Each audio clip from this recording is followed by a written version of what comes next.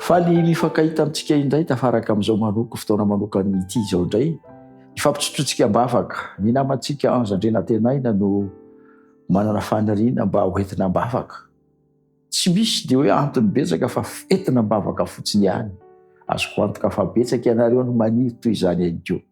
Ho andeha hiara hivavaka ary sika mba ahafahana manonona izany antom-bavaka maniry hiventina mbavaka izany. Hivavaka sika tompoko. Ray malala ny an-danitra ambony io. Misaotra satria misy ireo zanakao izay faly noho ny fanananao Andriamanitra. Ny namanay Anjandrena Tenaina dia maniry no entina mbavaka, mahalala ny fiainany ianao, mahalala ny amin'ny manontolo.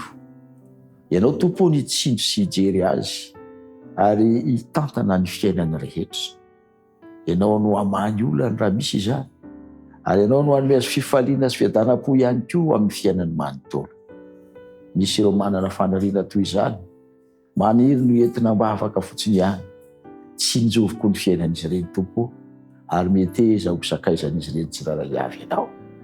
Ombany mpanompolanao, aoka ianao akaiky ny mandrakarivo, ary tononiko izao vavaka izao, tsy no izahay manana ny hery sy ny fahatsarana akory, fa manonona izahay, satria ny famindrapon'i Jesosy no efa natolony taminay, tamin'ny alalan'ny fahasoavana izay nataony teo amin'ny hazo fijalianako izany no angatahana izany aminao, amin'ny anaranao irery ihany.